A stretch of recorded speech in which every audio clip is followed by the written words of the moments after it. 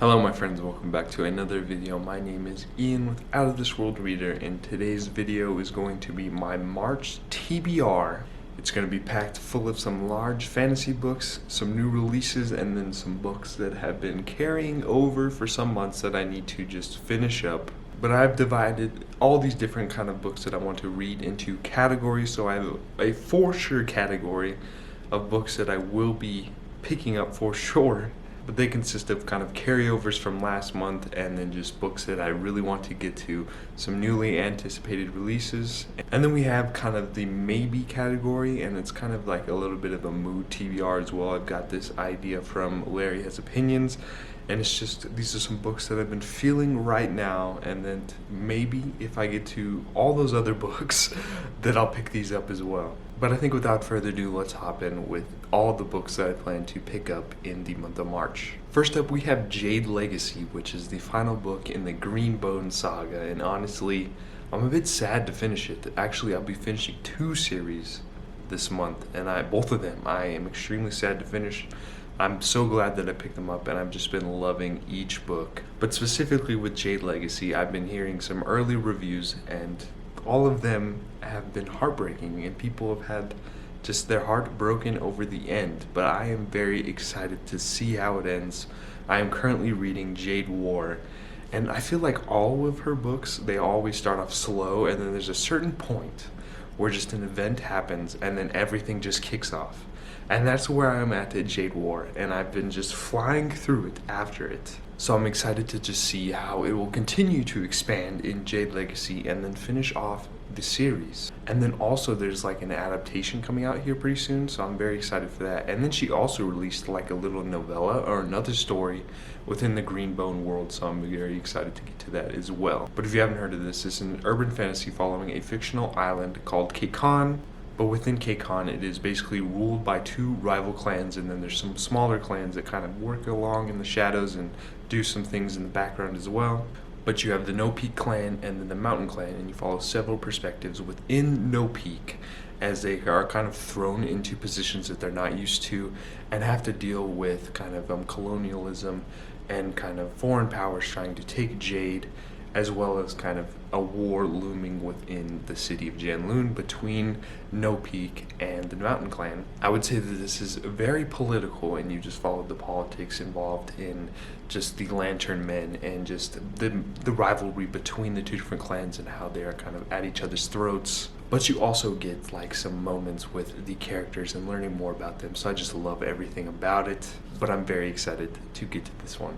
And then the other series that I'll be finishing this month is the Poppy War trilogy by R.F. Kuang, and this final book is The Burning God. Now with this one, I feel like each book has gotten better, but with the recent reviews and kind of everyone talking about the final book and how they didn't like how it ended, I'm kind of like, I don't know how I'll feel about it. Like, I'm hoping and praying that I will love this final book, but because of everybody else's kind of opinion on it and being a disappointment, I don't know. We'll see how it goes. But I've loved just how, especially in the second book, like, you just learn more about Rin and the world that's going on, as well as like a larger worldview as well. Similar to how in Jade War, you are kind of learning more about just the different kind of foreign powers and everything involved. Whereas in the first book of this, you kind of are centered in just this empire and learning more about just the war going on between them and the Longbone Island. But then in the second book, you just get a lot more going on. I love the tactics and naval incorporation into here.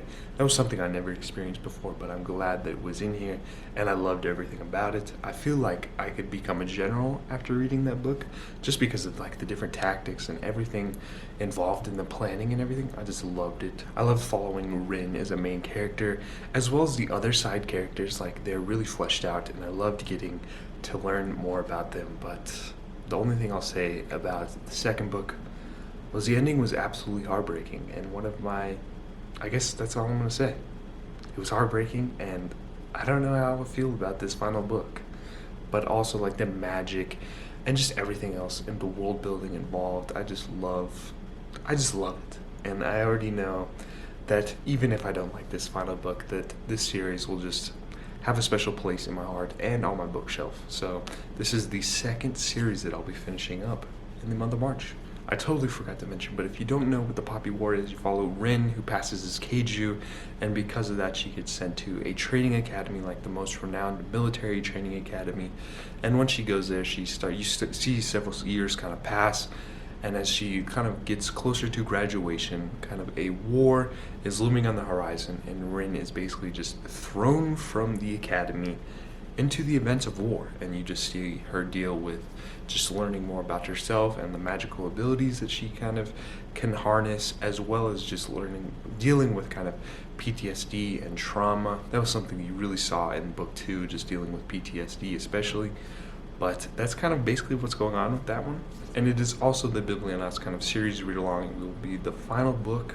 And the Biblionauts book club pick for the month of March is going to be The Girl Who Fell Beneath the Sea by Axie. This one's got an ocean setting, and that's always something that I look forward to reading and experiencing in books because I love the ocean. I live in the middle of the US, and there's not a large body of water anywhere near me, so it is always just a joy to kind of experience that in a book. It's also got like just a whimsical feel to it, and that is another thing I always look for. I love folktales and fairy tale retellings, so if it's got like a little bit of a whimsical element to it, that's something else that I really enjoy in books. And then to top it all off, it's said to be kind of like a little bit of romance mixed into it, and just learning more about this underwater kind of kingdom. It almost sounds a little bit like Aquaman, so I'm very excited to get to it.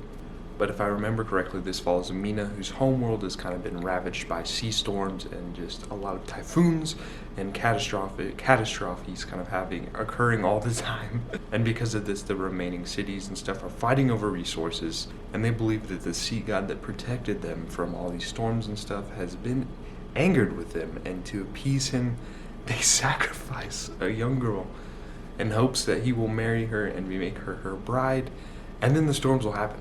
So they just keep throwing young girls out into the sea and hoping that just the storms go away.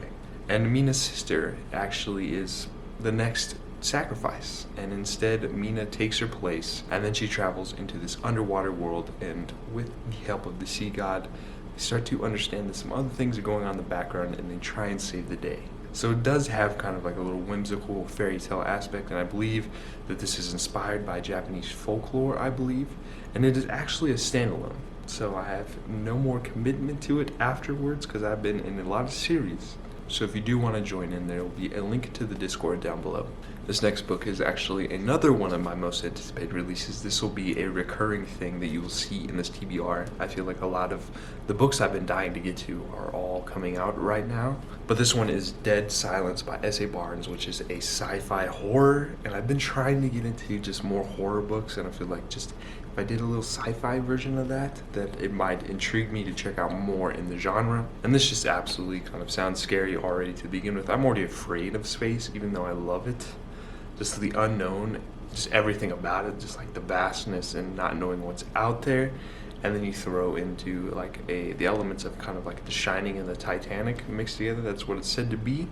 I think that's perfect setting.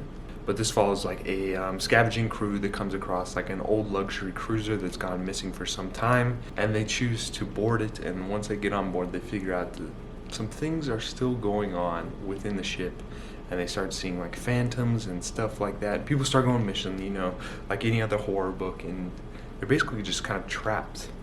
So that's all I'm going to say, and that's all I'm going to know going into it. And it's not too long, so if I do enjoy this, which I'm probably going to, I can fly through it. And then one of the carryovers from last month is going to be The Winter of the Witch, which is actually another series that if I get to this, it'll be completed, which is the final book in the Winter Night trilogy by Katherine Arden. Each book is like its own little standalone, and that's something that I really enjoy about that, because I feel like at the end, like it kind of hints at something else going on, but I feel satisfied with just the ending and where it went. And especially after the second book, I feel like I enjoyed the second book a lot more than the first, because it just included more just expansion of kind of the Russian elements of history and folklore and just everything else about it, and just a little bit more of a romance between Vasya and Marasco, if I'm saying that right, the snow demon. I love the atmosphere and the writing involved with it, and I've always been a fan of kind of folklore and just retellings in general. So just this whole series in general, like even though I was expecting more in the first book, like it still blew me away with everything else going on in it. And because of that, like I realized it's a favorite among a lot of people for a lot of reasons, and it is for sure becoming a favorite of mine as well. I'm excited to see how it ends, and I'm hoping that there's some more romance between Vassia and Morasco. I hope I'm saying that right, in the end. But if you don't know what this follows Vassia, who lives in this kind of remote village within Russia, and they kind of live around the belief of the old gods, the kind of pagan gods. And Vassia's mom dies, and her father brings home a new stepwife, and with her she brings the beliefs of kind of Christianity. And because of that, the old gods are kind of disappearing, but because they're disappearing, like another kind of adversary kind of is rising in the background, and she just kind of make a deal with the snow demon Morasco to kind of save their village. But in the first book, you see several years of Vassia's kind of childhood growing up around these old gods. And then after the first book, you just see her kind of go on these adventures and travels, and she's thrown into kind of another thing. So like I was saying, it's kind of like a standalone in each book, and I'm very excited to get to this and finish this series in the month of March. And then the other carryover that I'm really bummed that I didn't get to was Starsight by Brandon Sanderson. Skyward was my first 5-star of the year. And I don't know why. Like, I've been dying to get into the book, but I've just been putting it off because I know that the 4th book, and I think the final book, hasn't come out, and it hasn't even been announced. So, like, I don't know if I'm trying to, like, savor the taste, I guess, and just hold out because I just don't want this to go away. Like, I'm loving everything about this. I love Spencer as a character, as well as the setup of being trapped on this planet and being constantly bombarded by aliens, and just the high stakes in the first book. I loved just everything about it. Like, Brandon Sanderson, he's got some talent. So this is another one that I'm really hoping to get to. Like, this is a big TBR, but I'm just hoping to just get through a lot of books.